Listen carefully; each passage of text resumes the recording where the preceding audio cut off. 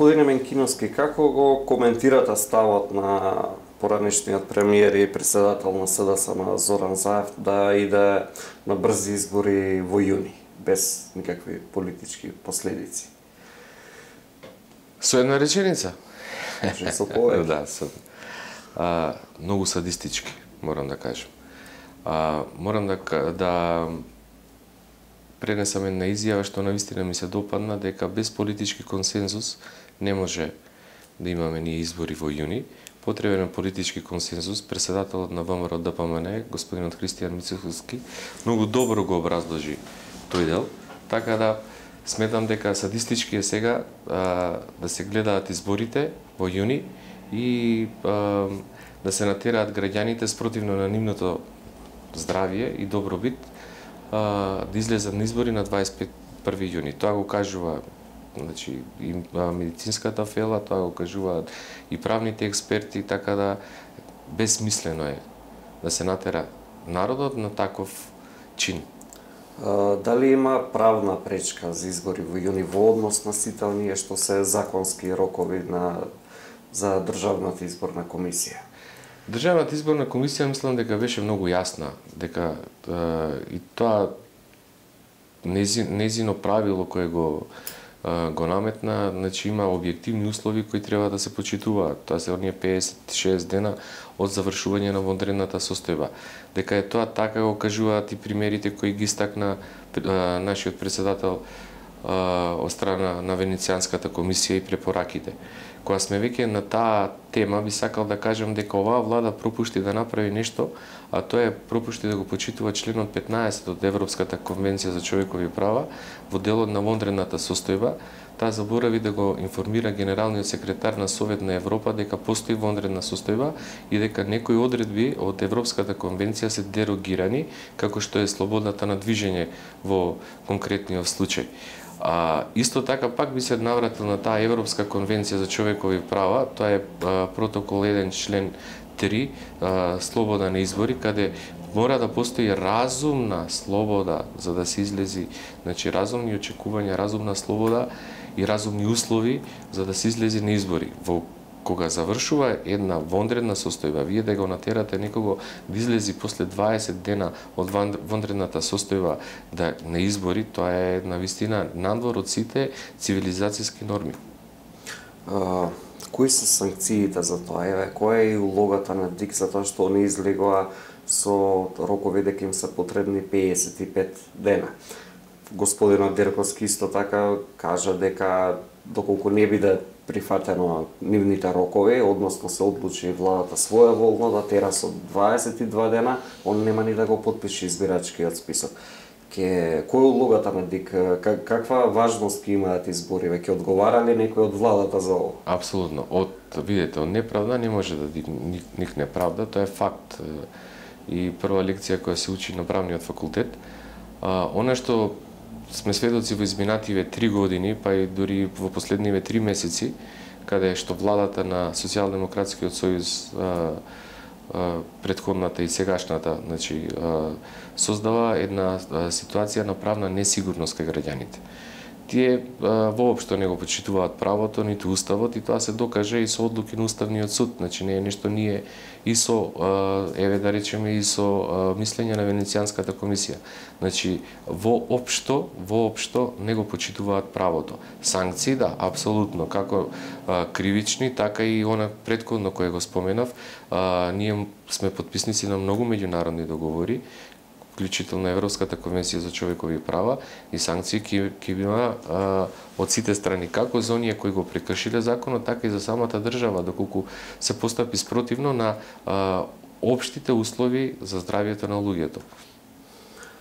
Според вас, кога е најдобар термин за одржување избори? Со оглед на тоа што и странскиот фактор, односно надворешните наблюдувачи од ОПСЕ, што не знам колку би биле во можност сега да дојдат, затоа што тие не доаѓаат од една држава, доаѓаат од повеќе држави. Секоја држава има посебен систем по време на корона кризата, да некои држави е забрането да излегувате дури до крај на месец на јуни. Тие не би можеле да пристигнат тука. Оне што ВМРО ДПМН го понуди како како систем на однесување на една опозиција е научниот оптимизам, кој беше делегиран. Што сакам да кажам? Председателот на партијата предложи неколку датуми кои се на крајот на август и почетокот на септември месец. Тој тоа нормално го направи со советување со медицинската фела, значи кога се најдобрите услови за граѓаните на Република Македонија да можат да излезат на избори. Така да сметам дека периодот во август, не за тоа што јас го кажувам или некој друг, сепак има научна фела која кажува дека тој период е најдобар за граѓаните да имаат слободни, непосредни и демократски избори. Сето друго е лага. Сето друго е пародија. Се друго е садизам кон сопствениот народ. Предпоставам истото важи процедурално кои се роковите за да се одржат изборите, затоа што поминати се 2 месеци избирачкиот список потребно е да се прочисти. Во меѓувреме починати се 10.000 лица, има и исто така и 10.000 лица кои што наполниле 18 години имаат право на глас, што ако вие не им го дозволите тоа, некого може и ќе тужат во иднина. Така. Значи, тоа е она што го кажав дека постои протокол. Еден член 3, каде што вели слобода на избори, и утре можеме да се соочиме со фактот на апликација пред судот во Страсбург, ради тоа што не сте создале услови за фери демократски избори, слободни и рационални избори, во смисла не избори после пандемија и страв. Многу е важно да се напомене во целата ситуација дека давањето такви брзи избори, значи ќе настане нарушување на права на многу групи на луѓе, како што се некои малолетни, кои станале полнолетни и така натака. Сето тоа, значи, со еден збор го преточи председателот на Државната изборна комисија, кој кажа дека објективно се потребни 50 до 60 дена за да се организираат избори од кога ванредната состојба ќе заврши. Така да тоа се објективни согледувања не од одредени луѓе, туку од повеќе тела во Република Македонија. Околу вонреднава состојба, како ги коментирате сите оние уредби кои што ги донесе владата од како ВМРО-ДПМН као политичка партија се посочи дека се наменети тие уредби за злоупотреба за предизборен подкуп? Нечестна намера е да живеете на туѓа несреќа. Во овој момент има повеќе уредби кои се веќе паднати пред Уставен суд, и Уставниот суд се произнесе со своји одлуки и ги поништи овие одлуки, како овие уредби со одлуки како никогаш да не постоеле. Но тоа треба да представува и морален срам на оваа влада. Вие во време на пандемија да носите одлуки кои немаат врска со причината поради која е настаната вонредната состојба, значи навистина представува пораз, морален пораз. Ќе коментирам една обична конверзација која имав, интеракција со еден мој пријател во врска со предлогот на Чулев да се наградат сите лица во Министерство за внатрешни работи линеарно. Значи, призмата, и тој вака ми рече, вели, Чулев гледа индивидуално, значи, на секого да му се дадат по 15.000 денари. А она што го направија со Министерството за здравство не е во ред, бидејќи 20% на плата е различно кај сестра и кај доктор, а и животот на сестрата и животот на докторот имаат иста вредност. Сакам да ви пренесам нешто што мислам дека е многу важно. Народот ги цени сите тие одлуки кои се носат во ваква ситуација. Во моментов најважно е човековиот живот. Нема ништо поважно. И сите луѓе се еднакви во овој момент. Така да, она што можам да го кажам е навистина поразително за нас како држава, во овој момент да се носат одлуки кои немаат никаква врска со времената, со пандемијата и со вонредната состојба. Одлуките да се некои одредени категории финансираат во овој момент е само класичен подкуп на избирачите за воиднина. Што се надевам, а и верувам дека ќе биде казнето. Еве таков случај имавме и вчера кога пресконференција министерката за финансии Нина Ангеловска и за економија Крешник Бектеши втор пат одржуваат пресконференција за нови мерки, ги повикуваат граѓаните да ги користат тие мерки, меѓутоа они се уште и не дадоа одговор на новинарските прашања кои се тие мерки и кои граѓани се ќе може да аплицираат за тоа. Заштитени ли се луѓе од некаква било каква манипулација, пошто уште не ги знаеме целните групи, а е насочено за некаде они излегуваат со бројка дека е таргетирана група од 730.000 граѓани со сите овие мерки. Хаосот е епитет на Социјалдемократскиот сојуз и тие многу добро владеат во хаосот и тие го создаваат хаосот. Воопшто не грешите, точно е тоа. И јас исто како правник многу ми е тешко овие мерки да му ги и како адвокат да му ги протолкувам и интерпретирам на мои клиенти. Значи никој ништо не знае во што се случува, значи не отсуствува транспарентност, отсуствува објективност на мерките. Така да многу ми е жал што цело време се живее на туѓа несреќа. Но јас се надевам дека за брзо, значи после изборите сето ова ќе биде санкционирано и секој кој се огрешил, значи ќе одговара. Ќе сноси одговорност. Апсолутно, да. Македонија е квалификувана како последниве извештајиве последниве 3 години сме оквалификувани како држава со хибриден режим. Што се подразбира тоа? Како правник сте вклучени во хибриден режим, тие процеси. Апсолутно, и меѓународната заедница колку и ние да овде калиферуваме погрешни вести, интерпретираме од страна на некои провладени медиуми, ситуацијата не е розева.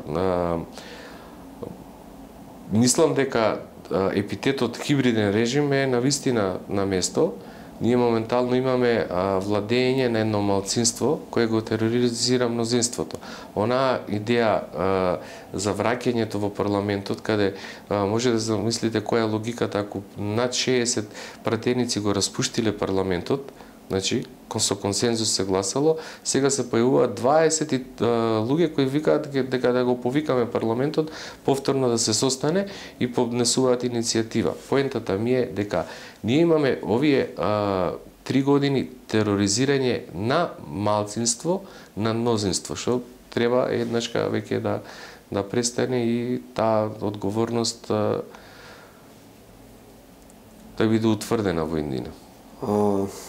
Во однос на сите оние промени што се прават, кога постоиме како држава 30 години, се експериментира со правосудниот систем и некако се вклучени многу страни од надвор и од внатре и експерти и како политичка партија, како ВМРО-ДПМН, што по изборите? Точно така, што по изборите, правда за сите. Значи нашиот слоган е правда за сите. Ние ќе извршиме реорганизација на системот. Веќе имаме направено детална анализа. Во изминатиот период како опозиција дадовме доста конструктивни забелешки. Најавивме доста закони кои ќе ги донесеме, како што е законот за потекло на имот, значи тоа и претседателот на партијата го најави.